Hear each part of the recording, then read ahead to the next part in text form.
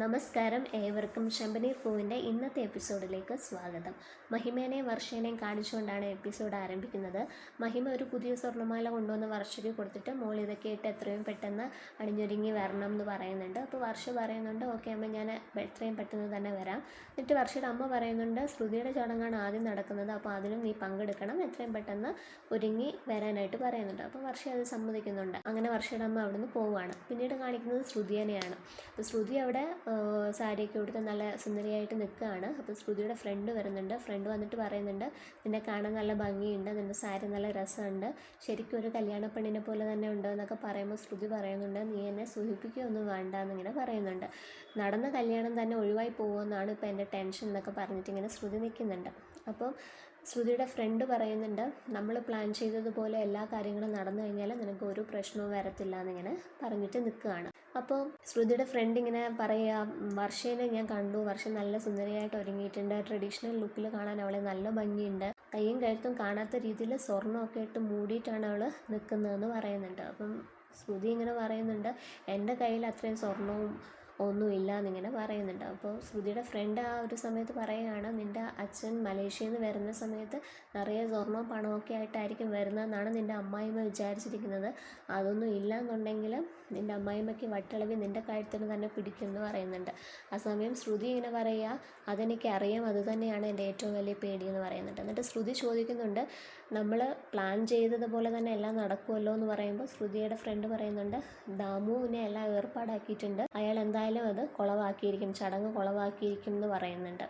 അപ്പം അവർ പ്ലാൻ ചെയ്തിരിക്കുന്നത് എന്താണെന്ന് വെച്ച് കഴിഞ്ഞാൽ സച്ചിനെ ഉപയോഗിച്ചുകൊണ്ട് തന്നെ ആ ചടങ്ങ് കുളവാക്കണം എന്നുള്ളതാണ്. അപ്പോൾ ഈ ദാമു എന്ന് പറയുന്ന ആൾ വരുന്നുണ്ട്, കാറിൽ പാട്ടൊക്കെ പാടിയിട്ട് ഇങ്ങോട്ട് വരുന്നുണ്ട്. അപ്പോൾ ആ സമയം ശ്രുതിയുടെ ഫ്രണ്ട് വിളിക്കുന്നുണ്ട്, താൻ എവിടെ എത്താറായോ എന്നൊക്കെയുള്ള ചോദിക്കുന്നുണ്ട്. അപ്പോൾ അയാൾ പറയുന്നുണ്ട്, ഞാൻ എത്താറായി, ഞാൻ എല്ലാം സെറ്റ് ചെയ്തിട്ടുണ്ട്, കാറ് നിറയെ ഞാൻ മദ്യക്കുപ്പികൾ കൊണ്ട് നിറച്ചിരിക്കുകയാണ്, സച്ചി ഏതാണ് കുടിക്കുന്നതെന്ന് അറിയില്ലല്ലോ, അപ്പം സച്ചിക്ക് ഇഷ്ടമുള്ളത് കൊടുത്തിട്ട് അവനെ കുടിപ്പിച്ച് അവിടെ പ്രശ്നങ്ങൾ ഉണ്ടാക്കാനാണ് ഇവർ പ്ലാൻ ചെയ്തിരിക്കുന്നത്. അപ്പം ശ്രുതിയുടെ ഫ്രണ്ട് ഇങ്ങനെ ശ്രുതിയുടെ പറയുന്നുണ്ട്, എല്ലാം സെറ്റാണ്, ദാമു ഇപ്പോൾ വരും, സച്ചി കുടിക്കുന്ന കാര്യത്തിൽ ഡിഗ്രി എടുത്തിരിക്കുന്ന ആളല്ലേ, അതുകൊണ്ട് മദ്യത്തിൻ്റെ മണം കേട്ടാൽ തന്നെ അവൻ ആ വഴിക്ക് പൊക്കോളും, എന്തായാലും അവൻ അത് കുടിച്ചിട്ട് ഇവിടെ പ്രശ്നങ്ങൾ ഉണ്ടാക്കി ചടങ്ങ് അലങ്കോലമായിരിക്കുമെന്ന് ശ്രുതി അടുത്ത് ഇങ്ങനെ പറയുന്നുണ്ട്. അപ്പം ശ്രുതി ഇങ്ങനെ പറയുകയാണ്, സച്ചി മിസ്സായി കഴിഞ്ഞാൽ എല്ലാ പണിയും പാളും, ഈ നമ്പർ ഇറക്കി ഈ ചടങ്ങ് കുളവാക്കിയില്ല എന്നുണ്ടെങ്കിൽ എൻ്റെ കാര്യം കട്ടുപോകുകയാണെന്നൊക്കെ ഇങ്ങനെ ശ്രുതി പറഞ്ഞിട്ട് നിൽക്കുന്നുണ്ട്. പിന്നീട് കാണിക്കുന്നത് സച്ചിനെ രേവതിയാണെയാണ്. അപ്പം സച്ചിയുടെ ഒരു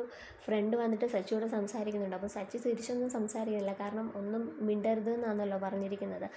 അപ്പോൾ സച്ചിയെടുത്ത് ഇങ്ങനെ സുഖമാണോ എന്നൊക്കെ ചോദിക്കുന്ന സമയത്ത് സച്ചി ഇങ്ങനെ ചിരിച്ചുകൊണ്ട് തലയാട്ടുന്നത് മാത്രമേ ഉള്ളൂ. അപ്പോൾ അയാൾ ചോദിക്കുന്നുണ്ട്, നീ എന്താ ഒന്നും സംസാരിക്കാത്തതെന്ന് ചോദിക്കുമ്പോൾ നമ്മുടെ രേവതി പറയുന്നുണ്ട്, ഇന്നത്തെ ദിവസം അദ്ദേഹം ഒന്നും സംസാരിക്കത്തില്ല, അദ്ദേഹം മൗനവ്രതത്തിലാണ്, ഈ ചടങ്ങ് നല്ല രീതിയിൽ നടക്കാൻ വേണ്ടിയിട്ട് വ്രതം എടുത്തിരിക്കുകയാണെന്നൊക്കെ പറയുന്നുണ്ട്. അപ്പോൾ അത് കേട്ടിട്ട് അദ്ദേഹം അങ്ങ് പോകുന്നുണ്ട്. അപ്പോൾ സച്ചി പറയുന്നുണ്ട്, നിനക്കിതൊക്കെ തമാശയാണ്, നിനക്ക് കളിയാക്കിയാൽ മതിയല്ലോ, സംസാരിക്കാതിരിക്കുന്നതിൻ്റെ വിഷമം എനിക്കേ അറിയുള്ളൂ എന്നൊക്കെ പറഞ്ഞിട്ട് അവരവിടെ ഇരിക്കുകയാണ്. അപ്പോൾ അതിനുശേഷം വർഷയുടെ അമ്മ വർഷയ്ക്ക് ഇടാനുള്ള തുളസി മാലയായിട്ട് വരുന്നുണ്ട്. അപ്പോൾ ആ സമയം അവിടെ ഇരിക്കുന്നവർ ചോദിക്കുന്നുണ്ട്, ഈ മാല എന്തിനാ മഹിമയെന്ന് ചോദിക്കുമ്പോൾ ഞങ്ങളുടെ പാരമ്പര്യപ്രകാരം തുളസി മാലയാണ് അണിയിക്കുന്നതെന്ന് പറഞ്ഞിട്ട് മഹിമ പോകുന്നുണ്ട്. അതിന് കുറേ തന്നെ ചന്ദ്ര അടുത്ത മാലയായിട്ട് വരുന്നുണ്ട്.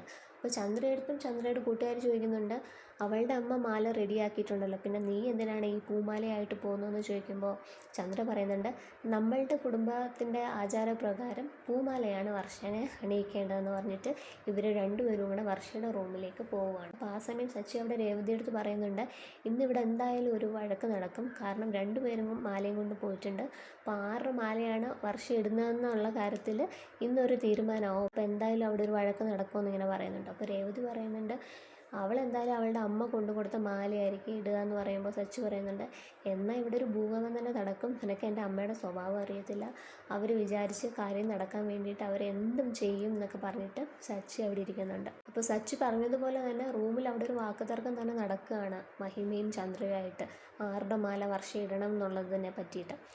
അപ്പോൾ മഹിമ പറയുന്നുണ്ട്, ചന്ദ്ര എന്തിനാ മാലയും കൊണ്ട് വന്നത്, ഞങ്ങളുടെ ആചാരപ്രകാരവും ഞങ്ങളുടെ പാരമ്പര്യപ്രകാരവും ഈ തുളസിമാല തന്നെയാണ് വർഷ അണിയേണ്ടത്, അതിനകത്തൊരു മാറ്റവും ഇല്ല, ഞാൻ കൊണ്ടുവന്ന മാല തന്നെ അവൾ അണിയത്തുള്ളൂ എന്ന് പറയുന്നുണ്ട്.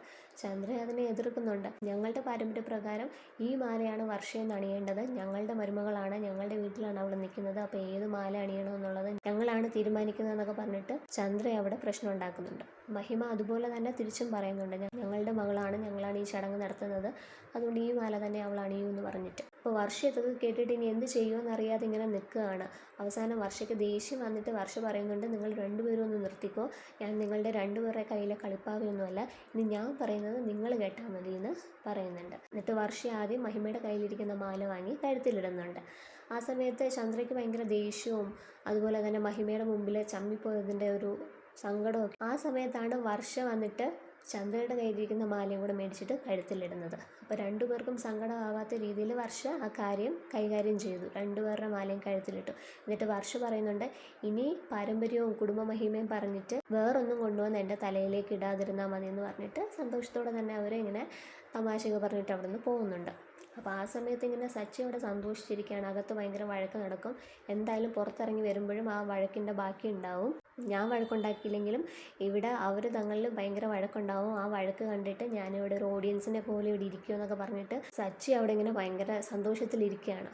അപ്പോൾ രേവതി ചോദിക്കുന്നുണ്ട്, നിങ്ങൾ വഴക്കുണ്ടാക്കില്ലെങ്കിലും ആരെങ്കിലും വഴക്കുണ്ടാക്കണമെന്നാണോ നിങ്ങൾ ചിന്തിക്കുന്നത് എന്നൊക്കെ പറഞ്ഞിട്ട് രേവതി അവിടെ ഇരിപ്പുണ്ട്.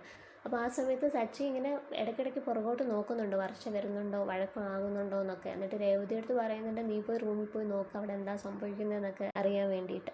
അപ്പോൾ രേവതി പറയുന്നുണ്ട്, എനിക്കങ്ങ് വയ്യ, നിങ്ങളിവിടെ അങ്ങ് നേരെ ഇരുന്നാൽ മതി എന്ന് രേവതി പറയുന്നുണ്ട്. അതിന് ശേഷം സച്ചി ഇങ്ങനെ സച്ചിയുടെ അച്ഛനെ വിളിക്കുകയാണ്. അങ്ങനെ സച്ചിയുടെ അച്ഛൻ വരുന്നുണ്ട്. അപ്പോൾ സച്ചിയുടെ അച്ഛൻ വരുന്ന സമയത്ത് സച്ചി പറയുന്നുണ്ട്, അച്ഛൻ ഇനി ഇവിടെ ഒരു യുദ്ധം തന്നെ നടക്കും, ആ പെണ്ണ് ഇറങ്ങി വരുന്ന സമയത്ത്, അല്ലെങ്കിൽ അച്ഛൻ കണ്ടു എന്നൊക്കെ പറയുന്നുണ്ട്. ആ സമയത്താണ് വർഷ റൂമിൽ നിന്ന് ചടങ്ങ് നടക്കുന്ന സ്ഥലത്തിലേക്ക് ഇറങ്ങി വരുന്നത്. ആ സമയത്ത് സച്ചി ഇങ്ങനെ ഞെട്ടി നിൽക്കുകയാണ് വർഷയുടെ കഴുത്തിൽ 2 മാലയും കണ്ടിട്ട്. സച്ചി വിചാരിച്ചിരുന്നത് അവിടെ ഭയങ്കര ഒരു വഴക്ക് നടക്കുമെന്നല്ലേ. പക്ഷെ വർഷ 2 മാലയിട്ട് ഇറങ്ങി വരുന്നത് കണ്ടപ്പോഴത്തേക്ക് സച്ചി ഇങ്ങനെ ഭയങ്കര അത്ഭുതപ്പെട്ട് അന്തം വിട്ടിങ്ങനെ നിൽക്കുകയാണ്. അപ്പോൾ സച്ചി ഇങ്ങനെ ഞെട്ടി നിൽക്കുന്നത് കാണിച്ചുകൊണ്ടാണ് എപ്പിസോഡ് അവസാനിക്കുന്നത്. അപ്പോൾ ഇന്നത്തെ എപ്പിസോഡ് എല്ലാവർക്കും ഇഷ്ടപ്പെട്ടു എന്ന് വിശ്വസിക്കുന്നു. നിങ്ങൾക്ക് ഇഷ്ടമായാൽ ഈ ചാനൽ ലൈക്ക് ചെയ്യുക, സബ്സ്ക്രൈബ് ചെയ്യുക, കമൻറ്റ് ചെയ്യുക. അടുത്ത എപ്പിസോഡുമായിട്ട് എത്രയും പെട്ടെന്ന് ഞാൻ വരുന്നതായിരിക്കും. താങ്ക്